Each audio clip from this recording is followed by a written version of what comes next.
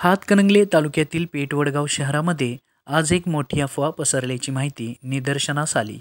या संदर्भात सविस्तर माहिती अशी की पेठवडगाव येथील विजयसिंह यादव या महाविद्यालयामध्ये बॉम्ब असल्याची माहिती पेठवडगावमध्ये सगळीकडे पसरली होती।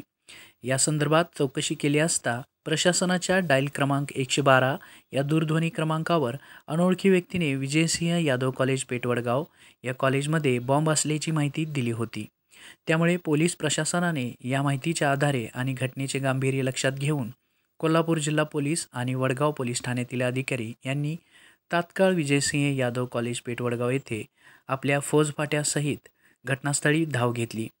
तेथील महाविद्यालयातील विद्यार्थ्यांना तात्काळ कॉलेजमधून बाहेर काढून सुट्टी देण्यात आली व कोल्हापूर जिल्ह्यातील बॉम्ब शोध पथक यांना तात्काळ पाचारण करण्यात आले।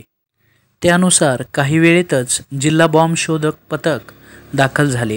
त्यांनी बॉम्ब डिटेक्टर मशीन आणि बॉम्ब शोधक श्वानाच्या सहाय्याने संपूर्ण विजयसिंह यादव महाविद्यालय व परिसर शोधून काढला। पण सर्व परिसर शोधून काढल्याच्या खात्रीनंतर असे लक्षात आले की या ठिकाणी कोठेही बॉम्ब नाही आहे। ही एक अफवा असल्याची खात्री करण्यात आली। संपूर्ण शोध मोहिमेदरम्यान संबंधित क्षेत्रातील प्रशासकीय अधिकारी, पोलीस अधिकारी, हातकणंगले तालुक्याचे विद्यमान आमदार राजूबाबा आवळे ही उपस्थित होते।